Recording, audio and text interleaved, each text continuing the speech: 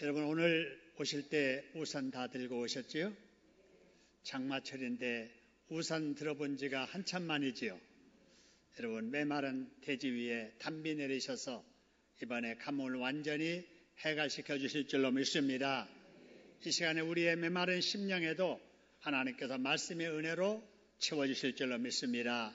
우리 옆 사람들에게 말씀으로 은혜 충만히 받으세요. 인사하겠습니다.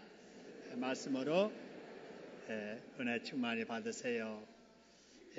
여러분 세상에서 가장 의미가 있는 건물은 아마도 구약에는 성전이었을 것이고 신약의 이 시대에는 교회라고 생각이 됩니다.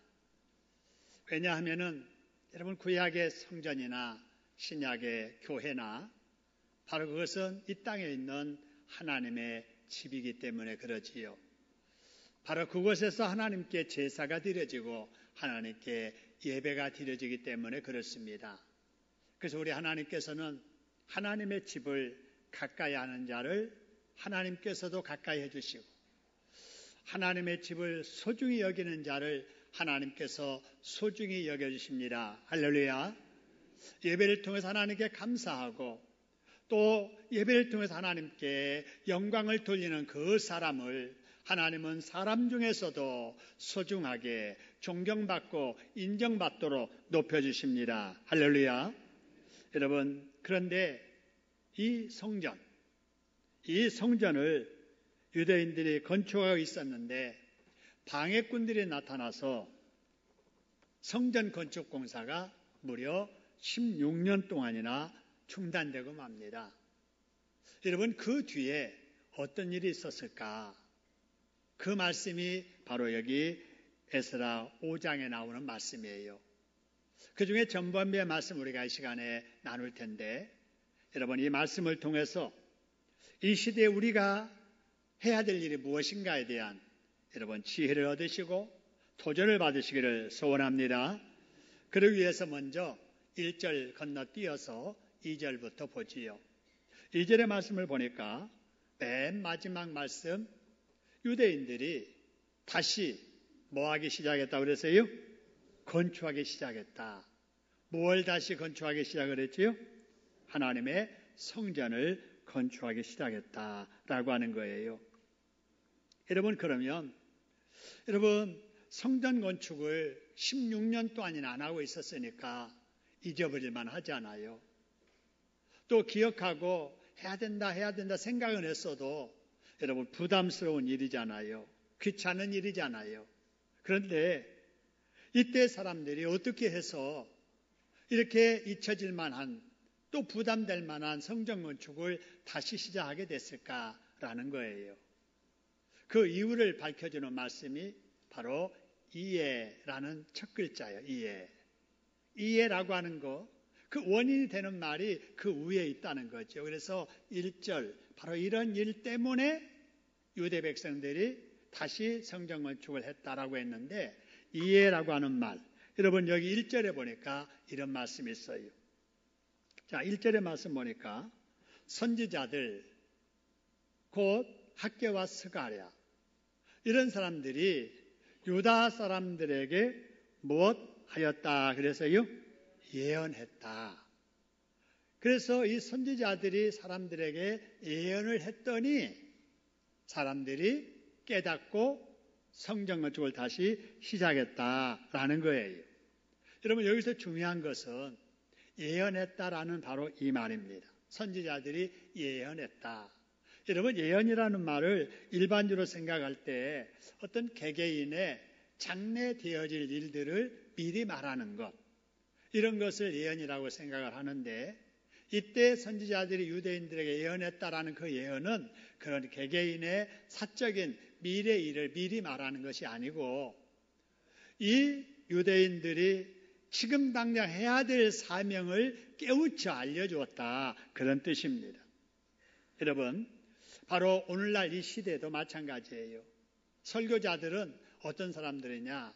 이 시대에 하나님이 세워주신 예언자들입니다. 그래서 설교자들은 설교를 통해서 이 시대에 성도들이 마땅히 해야 될 메시지를 전달하는 자가 되어야 되는 것입니다. 저는 그런 사명을 가지고 말씀을 전하고 있습니다. 우리가 성전 건축 기간 동안에 저는 출애굽기 말씀을 계속 강해했습니다. 왜 그렇게 했냐면 우리가 여러분 이스라엘 백성들이 애굽에서 살던 집 떠나가지고 홍해를 건너서 본향이라고 하는 가나안 땅을 목적 삼고 계속 들에서 광야 생활하지 않아요. 그래서 우리 교인들, 저와 여러분들도 새 성전이라고 하는 그 목적을 두고 구성전 철거하고 새 성전 지으면서 교회 밖에서 우리가 신앙생활 했잖아요. 네 군데나 되는 곳 돌아다니면서 우리가 예배당 없이 새 들어서 빌려서 예배를 드렸었잖아요. 이때 우리 성도들도 지금 이스라엘 백성들처럼 광야 생활한다 생각하고 그 심정으로 우리가 신앙생활 해야 되겠다 해서 제가 그때 출애굽기의 말씀을 드렸던 거지요. 그리고 이제 저는 지금 계속해서 주일날마다 에스라서를 강해하고 있습니다. 여러분, 이 에스라서의 내용이 뭐냐면은 유대 백성들이 바벨론에 끌려갔다가 포로 생활 중단하고 이제 청산하고 돌아와서 한 일이 뭘 건축하는 일이었어요? 성전 건축하고 그 다음에 봉헌하는 일이었어요. 그래서 지금 우리가 건축 후에 봉헌을 앞에 두고 이 말씀을 듣는 것이 하나님께서 우리에게 주시는 메시지로구나 생각해서 에스라서의 말씀을 전하고 있는 겁니다. 그리고 지난 주일에는 에스라서를 강해하면서 우리가 맥주감사절을 맞이했잖아요. 그럼에도 불구하고 차별금지법에 대해서 말씀을 드린 이유는 지금 우리 주변에서 일어나고 있는 일들을 우리의 영적인 눈으로 보고 느끼고 알아야 되겠기에 그 말씀을 드렸던 겁니다. 여러분, 이렇게 우리 교회가 때에 적절하게 꼭 필요한 말씀을 들을 수 있다는 것에 대해서 감사하는 우리가 되어야 될 줄로 믿습니다.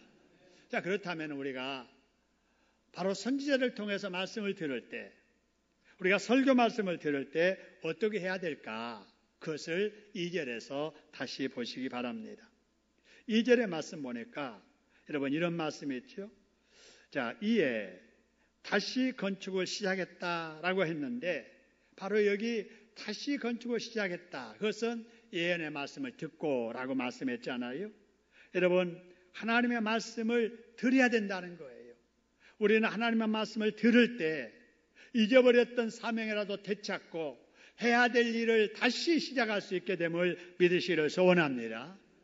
여러분, 우리 사람은요, 읽기를 잘하는 은사가 있는 존재들이에요. 여러분, 읽기를 참 잘할 거예요. 여러분, 나이가 이렇게 드시는 분들 나이에 비례해서 잊어버리기를 잘해요.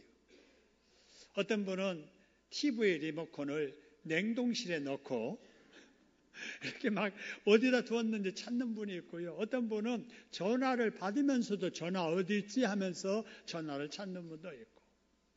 저도 나이 얼마 안 됐는데 엊그저께 그냥 시간이 급해가지고 빨리 서둘러서 옷을 입고 밖에 내려왔어요. 차 문을 열려니까 열려요, 안 열려요? 안 열린 거예요. 뭐 두고 나왔어요? 차 열쇠 놔두고 그냥 급하게 그냥 차 타겠다고 온 거예요. 이렇게 잊어버리기를 잘합니다.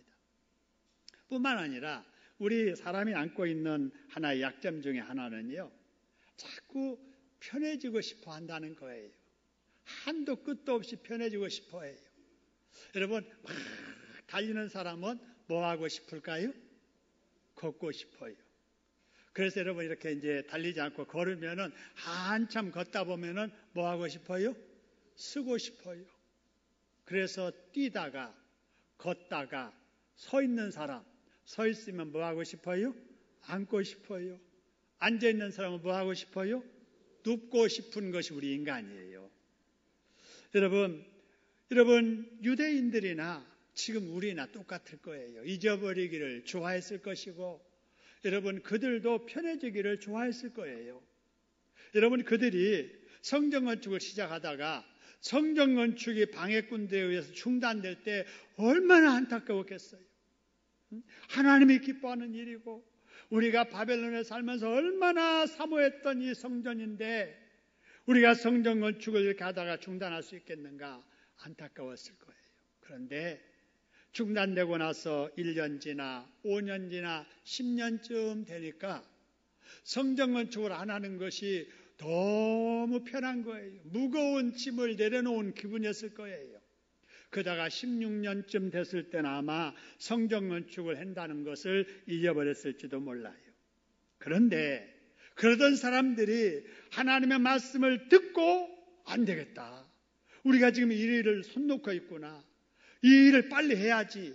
이리 깨닫고 성전 건축을 다시 시작했다라고 하는 거예요. 여러분, 저나 여러분도 마찬가지예요. 하나님의 말씀을 자꾸 들어야 우리가 무엇을 해야 될 것인지를 깨닫고 여러분 중단된 일이라도 다시 시작할 수 있게 됨을 믿으시기를 소원합니다. 그래서 말씀을 자꾸 보고 말씀을 들어야 우리가 답게 신앙생활을 할 수 있다라고 하는 거예요.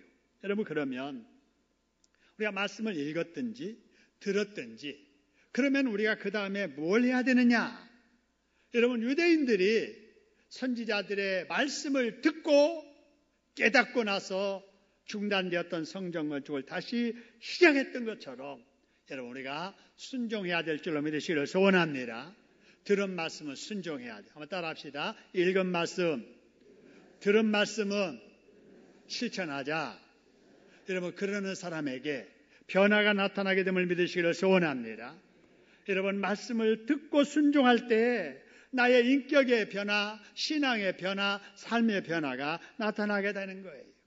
작은 믿음을 가졌던 사람, 말씀 듣고 순종할 때 큰 믿음의 사람으로 변화되고, 소극적이었던 사람, 말씀 듣고 순종할 때 적극적인 긍정적인 사람으로 변화되고, 작은 일에도 신앙에 흔들리는 사람, 사탄 마귀의 여러 가지 도전 앞에서도 흔들질 모르는 강인한 믿음의 사람으로 변화되는 거예요.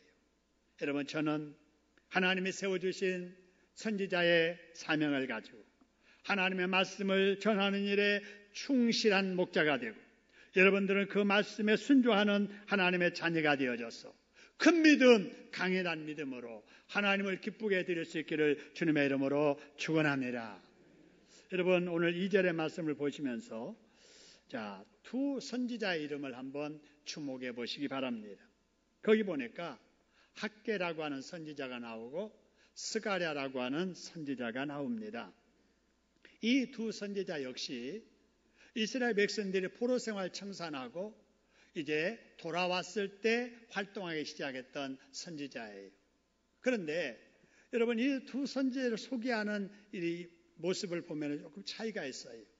학개는 그냥 자기 이름만 학개라고 소개하는데 스가랴는 소개를 하면서 누구라고 그랬어요? 이또의 손자라고 합니다. 아버지라는 이름도 안 나와요. 여러분, 이렇게 그냥 선지자 이름 누구 할 때는 보통적인 설명인데 그 앞에 부모의 이름이 나오든지 더더구나 이처럼 할아버지 이름이 나온다고 하는 것은 특별한 일이 있을 때 그러거든요.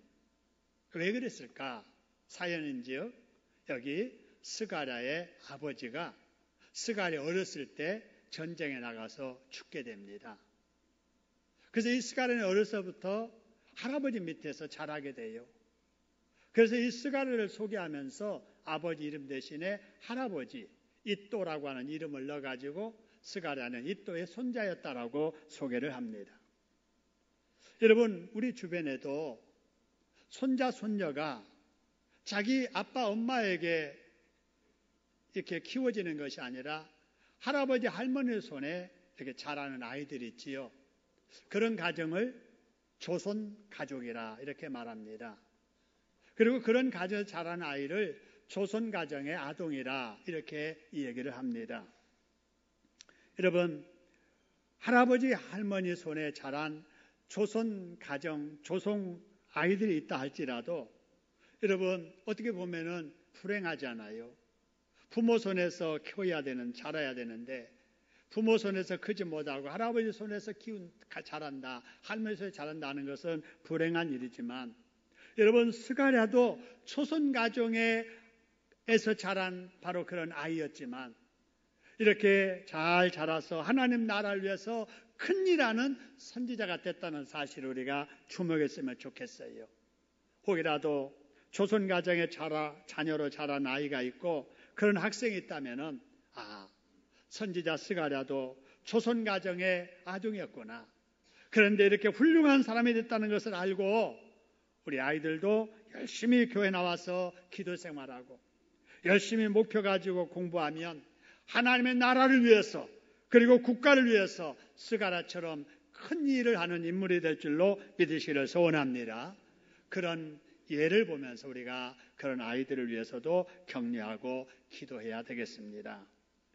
자, 그 다음에 이제 2절 다시 보면은, 자, 선지자들이 유대인들에게 말씀만 이렇게 전한 게 아니고요. 자, 어떻게 했느냐? 그들과 함께 있어 그들을 뭐 하더니 그랬어요? 돕더니 그랬어요. 자, 하나님의 종들, 하나님의 사람들은 언제나 하나님의 사람들과 함께 있으면서 그들을 돕는 역할을 하는 사람들입니다. 여러분, 우리가 신앙생활을 하면서 설교를 통해서든지 아니면은 우리 교역자들을 통해서 이런 말을 들을 거예요. 성도님, 집사님, 주일날 결석하면 안 돼요. 주일 성수하세요. 공예배 한 번 더 출석하려고 노력해 보세요.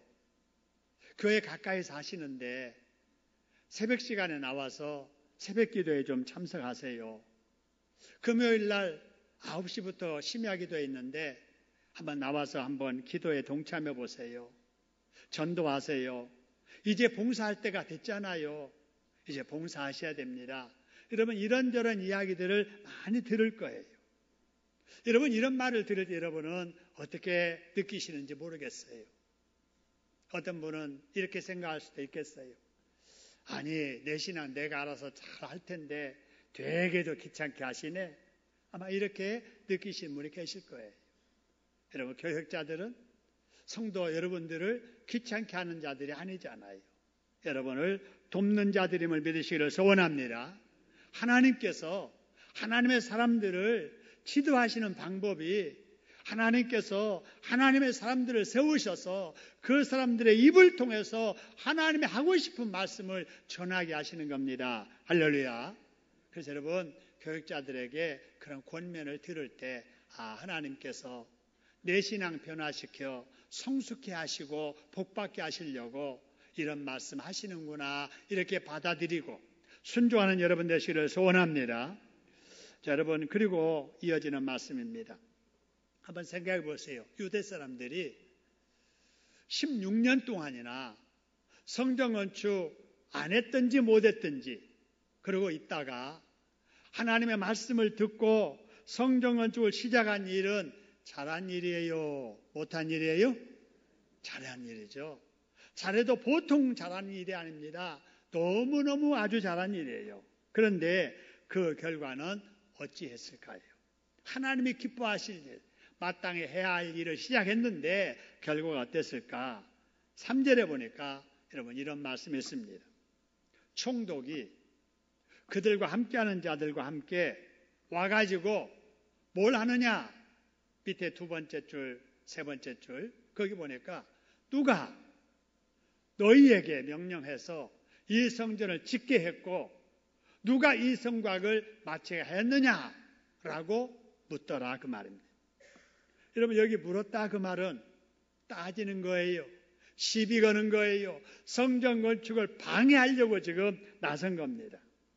여러분, 이걸 보면서 우리가 무엇을 깨닫게 되느냐? 참 방해꾼들이 끈질기다 하는 거예요. 그렇잖아요. 16년 동안이나 못하게 방해하더니 또 나타나가지고 시작하니까 방해를 하는 것을 보게 됩니다. 여러분, 이런 방해는 예나 지금이나 똑같습니다.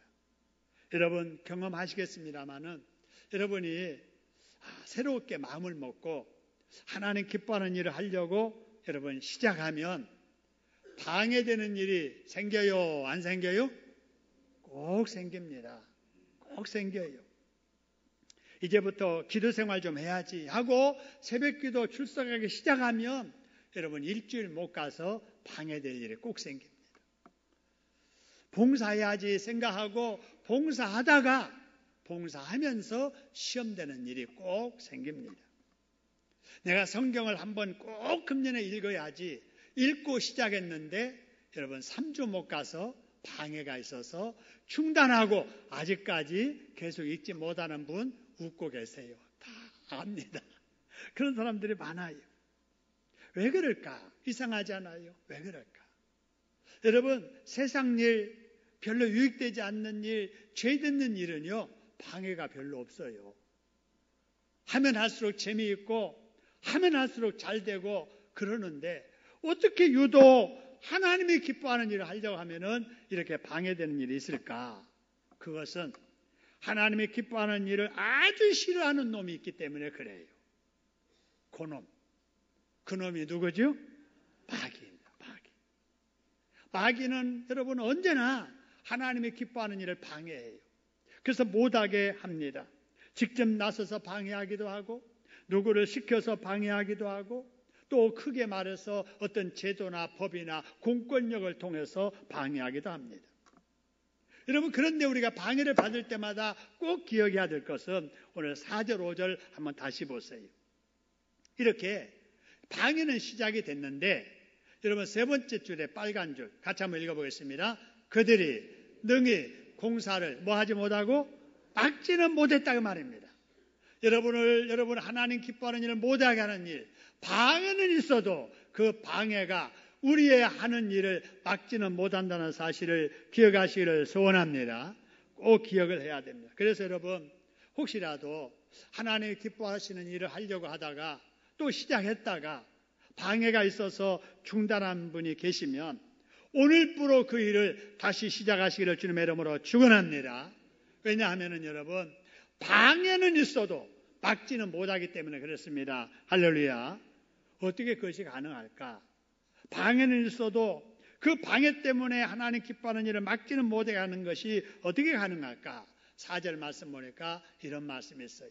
하나님이 유다 장로들을 뭐 하셨으므로? 돌보셨으므로. 여러분 하나님 기뻐하는 일을 하는 사람 하나님은 언제나 돌봐주심을 믿으시기를 소원합니다. 돌봐주신다고 말해요. 돌봐주세요. 그럴 때는 우리가 이 땅에 살면서 하나님의 돌보심을 받도록 해야 됩니다. 하나님의 돌보심을 받으려면 어떻게 해야 될까? 여러분 말씀 중에 욥기서에 이런 말씀이 있어요. 욥기 8장 5절 6절인데요. 네가 만일에 그래서 만일에 그 말은 이럴 수도 있고 저럴 수도 있고 다른 사람은 안 할 수도 있고 그러지만 너는 만일에 네가 하나님을 뭐 하면 그랬어요? 찾으면 돌보신다네. 찾으면 여러분 하나님을 찾으시기를 주님의 이름으로 축원합니다. 하나님은 아무나 안 돌봐주세요. 하나님을 찾는 자를 돌봐주시고 찾아도 어떻게 찾느냐? 전능하신 이에게 뭐하고? 간구하고 여러분 하나님을 전능하신 분으로 알고 그 하나님을 찾아 하나님께 기도하면 하나님의 돌아보실 줄로 믿으시기를 소원합니다. 하나님이 돌봐주세요. 또 한 가지 또 그랬어요. 또 전능하신 이에게 간구할 뿐만 아니라 또 한 가지 만일에 네가 청결하고 뭐 하면 그랬어요? 정직하면 여러분 우리가 이 땅에 살면서 마음이 깨끗해야 돼요. 그리고 정직하게 살아야 됩니다. 할렐루야. 그런 사람 하나님께서 돌봐주심을 여러분 믿으시기를 소원합니다. 그래서 영적으로는 하나님 앞에 기도에 힘쓰고 우리의 삶의 현장에서는 정직한 양심을 가지고 청결하게 살아가면 하나님이 돌봐주시는데 돌봐주시면 어떻게 되는가? 거기 말씀 보니까 내 의로운 처소를 뭐하게 하며 그랬어요? 평안하게 하며 그랬어요. 여러분 하나님께서는 의로운 처소를 편안하게 해주시고 그래서 내 시작은 설령 미약하였을지라도 내 나중은 어떻게 된다고요? 심히도 창대하게 되리라. 여러분 이렇게 되기를 주님의 이름으로 축원합니다. 여러분이 사업하는 사업장만이 아니라 여러분이 하는 모든 사역에도 마찬가지예요. 우리 학생들이 공부하는 삶의 현장에도 마찬가지예요. 시작은 보잘것없을지라도 나중에는 10위도 창대케 되는 이런 역사가 하나님이 돌봐주시면 가능하게 될 줄로 믿으시기를 소원합니다. 그래서 여러분, 하나님의 도우심을 받아야 되고요. 그러면 하나님의 도우시면 어떻게 될까? 어떻게 도우실까 하는 거예요. 오늘 5절의 말씀 보니까 하나님께서 유다 사람들을 돌보세요. 그래가지고 성전 건축이 중단됐다 시작한 것이 막히지 아니하도록 해주시는데 어떻게 해서 그렇게 했는가? 오늘 여기 말씀 보니까 이 일을 총독이 왕인 다리오에게 아뢰고 상소하고 그 답장 오기를 뭐 했다고요? 기다렸다 그러는 거예요. 여기서 여러분, 총독이 지금 성전 건축하는 것을 별로 좋게 생각하지 않고 방해하려고 했잖아요. 근데 이상하게 성전 건축 중단을 안 시키고 왕에게 그 사실을 보고하고 그 다음에 보고가 오기를 기다렸다 그 말이에요. 여러분, 이거는 보통 일이 아니에요. 얼마든지 총독은 자기 직권으로 자기 관할 지역에 일어나는 일들 자기 뜻에 맞지 않고 이러면은 그냥 방해할 뿐만 아니라 중단시키면 돼요. 성전 건축 중단. 여러분, 요새도 건축하다가 동네에서 민원이 들어오지 않아요? 그것이 근거 있는 민원이든 이유 없는 민원이든 상관없어요. 일단 구청 건축가에 민원 제기하면 건축가에서는 공사 현장에 민원 해결될 때까지 공사 뭐해요? 중단하는 거예요. 중단. 그래 놓고 합의해라. 또 문제 있으면 조사하라. 이리 해놓고 계속 중단하든지 다시 시작하든지 결정하는데 총독은 안 그랬다 그 말이에요. 그냥 방해하고 싶은 마음이 있었지만은 공사는 하도록 해놓고 그 다음에 왕에게 상소해서 답장 오기를 기다렸다. 여러분, 이것은 하나님께서 돌봐주신 결과인 줄로 믿으시기를 소원합니다. 하나님께서 하나님의 기뻐하신 일을 하는 사람들 방해가 있어도 방해받지 않게 하시려고 관계되는 사람들의 마음을 감동해서 그런 식으로 일을 처리하도록 하셨기 때문이라는 거예요. 그렇기 때문에 이런 일들을 주변에서 보면은 참 이상한 거예요. 안 될 것 같은데 되는 거예요. 못할 것 같은 사람이 해내는 거예요.